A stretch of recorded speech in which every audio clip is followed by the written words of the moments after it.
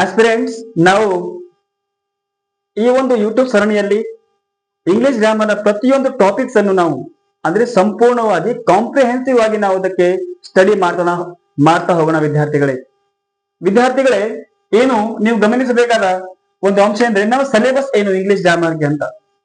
English grammar ಬಂದಾಗ ಅದಕ್ಕೆ ನಮಗೆ ಬೇಸಿಕ್ ಸಿಲೆಬಸ್ ಏನು ಮತ್ತು ಅಡ್ವಾನ್ಸ್ ಸಿಲೆಬಸ್ ಏನು ಎಂಬುದಾಗಿ ನಾವು ಈಗ ತಿಳಿದುಕೊಳ್ಳೋಣ ವಿದ್ಯಾರ್ಥಿಗಳೇ.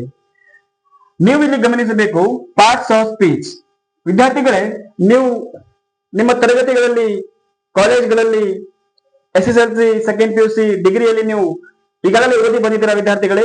ಪಾರ್ಟ್ಸ್ ಆಫ್ ಸ್ಪೀಚ್ ಎಂಬುದು noun, pronoun, adjective, verb, adverb, preposition, conjunctions and interjections, ಈ ಎಲ್ಲಾ ಟಾಪಿಕ್ಗಳು ನಾವು ಹಂತ ಹಂತವಾಗಿ ಸಂಪೂರ್ಣವಾಗಿ ನಾವು ಕಲಿತಾ ಹೋಗ್ತೀವಿ ವಿದ್ಯಾರ್ಥಿಗಳೇ ಈ ಒಂದು ಕೋರ್ಸ್ ಅಲ್ಲಿ. ಅಂದ್ರೆ ನಮಗೆ ಒಂದು ನಾನ್ ವಿಡಿಯೋಗೆ ಬಂದಾಗ, ನಾನ್ ಟಾಪಿಕ್ ಗೆ ಬಂದಾಗ ನಾವು ಮಿನಿಮಮ್ 20 ವಿಡಿಯೋಸ್ ನಾವು ಪ್ರೊವೈಡ್ ಮಾಡ್ತಾ ಇದ್ದೀವಿ ವಿದ್ಯಾರ್ಥಿಗಳೇ. ಅಂದ್ರೆ ಪಾರ್ಟ್ಸ್ ಆಫ್ ಸ್ಪೀಚ್ ನ ನೌನ್ ಒಂದು ಟಾಪಿಕ್ ಮೇಲೆ ಕೂಡ 20 ವಿಡಿಯೋಸ್ ನಾವು ಪ್ರೊವೈಡ್ ಮಾಡ್ತಾ ಇದೀವಿ.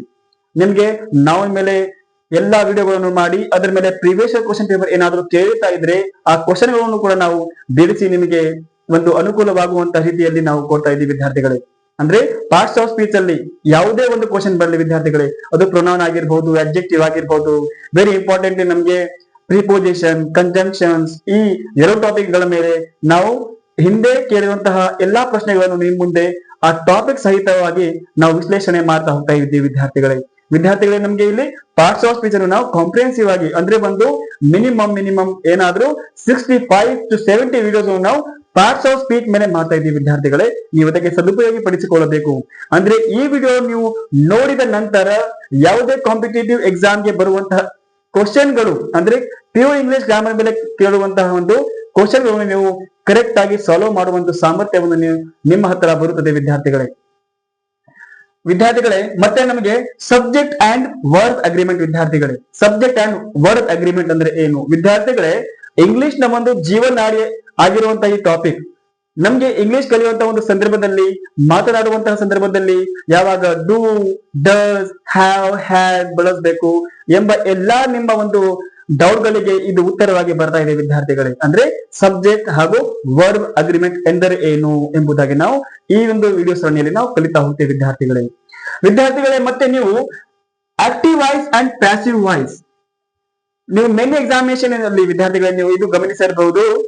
SSC, CGL, CHSL ಆಗಿರ್ಬಹುದು, UPSC, KPSC ಯಾವುದೇ ಎಕ್ಸಾಮ್ ಅಲ್ಲಿ ನೀವು ಒಂದು ಮೇಲೆ ಕೊಟ್ಟಿರುವಂತಹ ಸೆಂಟೆನ್ಸ್ ಅನ್ನು ನೀವು ಪ್ಯಾಸಿವ್ ವಾಯ್ಸ್ ಅಲ್ಲಿ ಮಾಡಿ ಎಂಬುದಾಗಿ ನೀವು ನೋಡಿರಬಹುದು ವಿದ್ಯಾರ್ಥಿಗಳೇ. ಅದು ಹೇಗೆ ಮಾಡೋದು ಸ್ಟೆಪ್ ಬೈ ಸ್ಟೆಪ್ ವಿದ್ಯಾರ್ಥಿಗಳೇ, ಸ್ಟೆಪ್ ಬೈ ಸ್ಟೆಪ್ ನಾವು ಮಾಡ್ತಾ ಹೋಗೋಣ ವಿದ್ಯಾರ್ಥಿಗಳೇ. ಅಂದ್ರೆ ಇದು ನಾವು active voice, passive voice, very basic ಇಂದ ವಿದ್ಯಾರ್ಥಿಗಳೇ ಅದು ಅಡ್ವಾನ್ಸ್ ವರೆಗೆ ಹೇಗೆ ಮಾಡಬೇಕು ಎಂಬುದಾಗಿ ನಾವು ನಿಮ್ಮೊಂದಿಗೆ ನಾವು ಈಗ ಚರ್ಚೆ ಮಾಡ್ತಾ ಹೋಗ್ತಾ ಇದ್ದೀವಿ ವಿದ್ಯಾರ್ಥಿಗಳೇ. ನೀವು ಮತ್ತೆ ಇಲ್ಲಿ ಮುಂದುವರೆದು ರಿಪೋರ್ಟೆಡ್ ಸ್ಪೀಚ್ ವಿದ್ಯಾರ್ಥಿಗಳೇ, ಅಂದ್ರೆ ನಮಗೆ ಡೈರೆಕ್ಟ್ ಇಂಡೈರೆಕ್ಟ್ ಸ್ಪೀಚ್ ಅಂತ ನಾವು ಇನ್ನೊಂದು ಹೆಸರು ವಿದ್ಯಾರ್ಥಿಗಳೇ ಇದಕ್ಕೆ. ಅಂದ್ರೆ ಒಂದು ಸೆಂಟೆನ್ಸ್ ಕೊಟ್ಟಿರುವಂತಹ ಡೈರೆಕ್ಟ್ ಅಲ್ಲಿ ಕೊಟ್ಟಿರುವಂತಹ ಸೆಂಟೆನ್ಸ್ ಅನ್ನು ನಾವು ಇಂಡೈರೆಕ್ಟ್ ಅಲ್ಲಿ ಹೇಗೆ ಮಾಡುವುದು ಎಂಬುದಾಗಿ ನಾವು ಇದಕ್ಕೆ ಡಿಸ್ಕಸ್ ಮಾಡೋಣ ವಿದ್ಯಾರ್ಥಿಗಳೇ.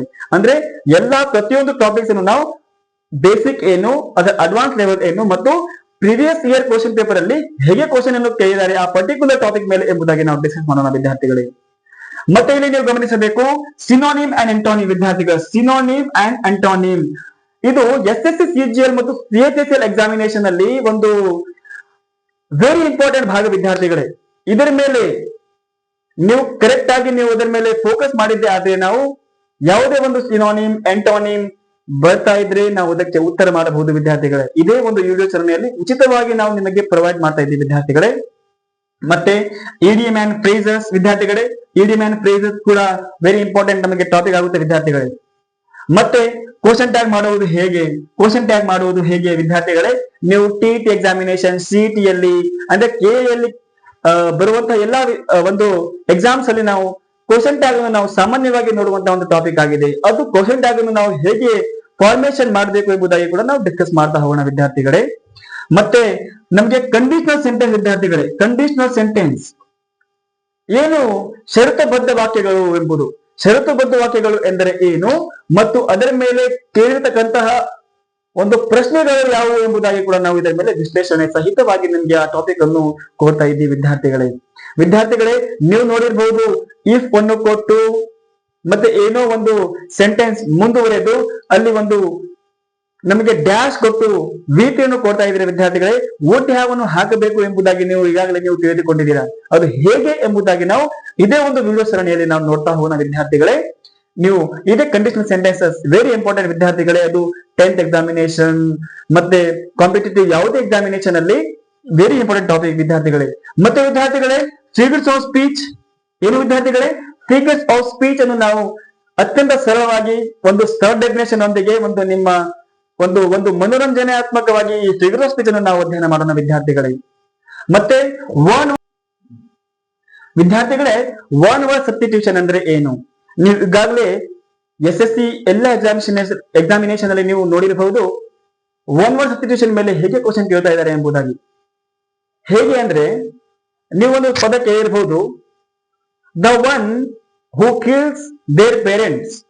The one who kills their parents ಅಂದ್ರೆ ಇದು ಒಂದು ಸೆಂಟೆನ್ಸ್ ಕೊಟ್ಟಿರುವಂತದ್ದು. ಆ ಸೆಂಟೆನ್ಸ್ಗೆ ಸಮನಾಗಿರುವಂತಹ ಒಂದು ಪದ ಯಾವುದು ಅಂದ್ರೆ ಒನ್ ವರ್ಡ್ ಸಬ್ಸ್ಟಿಟ್ಯೂಷನ್ ಎಂಬುದಾಗಿ. ಅಂದ್ರೆ ಅದಕ್ಕೆ ನಾವು ಪೆರಿಸೈಡ್ ಅಂತ ಹೇಳ್ತೀವಿ ವಿದ್ಯಾರ್ಥಿಗಳೇ, ಪೆರಿಸೈಡ್ ಎಂಬುದಾಗಿ. ಇದೇ ಒಂದು ಬಹಳಷ್ಟು ಒಂದಿಲ್ಲ ವಿದ್ಯಾರ್ಥಿಗಳೇ, 100, 200 ಎಲ್ಲ ಶಬ್ದಗಳನ್ನು ನಾವು ಈಗಾಗಲೇ ನಾನು ಹೇಳಿದ ಹಾಗೆ ನಿಮಗೆ ಪ್ರಾಕ್ಟೀಸ್ ಸಹಿತವಾಗಿ ನಾನು ಕೊಡ್ತಾ ಇದ್ದೀನಿ ವಿದ್ಯಾರ್ಥಿಗಳೇ. ಹೋಮೋಫೋನ್ಸ್, ಹೋಮೋನಿಮ್ಸ್ ಆಯ್ತು ವಿದ್ಯಾರ್ಥಿಗಳೇ. ಅಂದ್ರೆ ನೀವು ನೋಡಿರಬಹುದು ವಿದ್ಯಾರ್ಥಿಗಳೇ, ಡೇಟ್ ಈ ಎರಡು ಪದಗಳು ಸೇಮ್ ಇದೆ ವಿದ್ಯಾರ್ಥಿಗಳೇ, ಸ್ಪೆಲ್ಲಿಂಗ್ ಮತ್ತು ಪ್ರೊನೌನ್ಸಿಯೇಷನ್, ಆದ್ರೆ ಮೀನಿಂಗ್ ಬೇರೆ ಬೇರೆ ಇರುವಂತದ್ದು.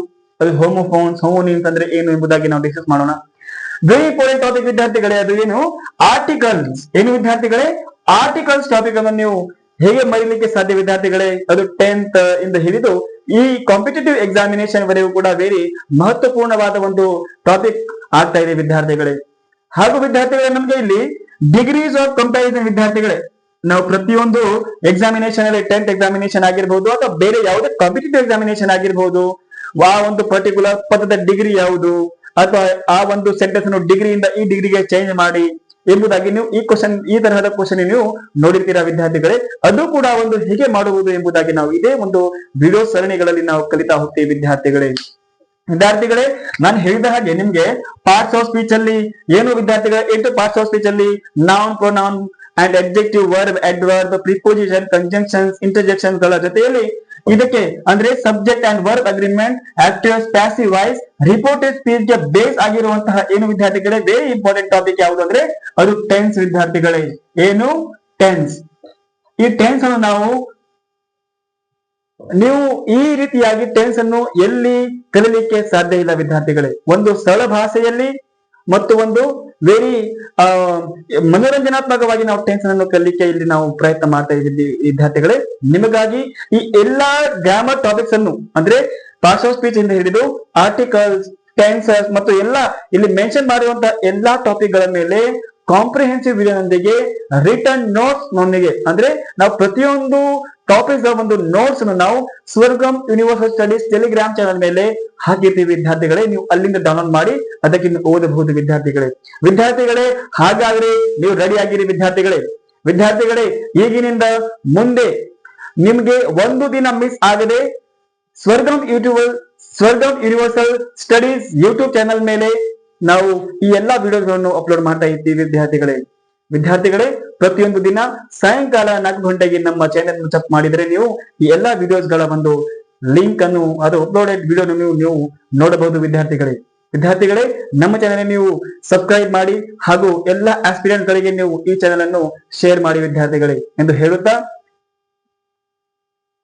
ಧನ್ಯವಾದ ವಿದ್ಯಾರ್ಥಿಗಳೇ.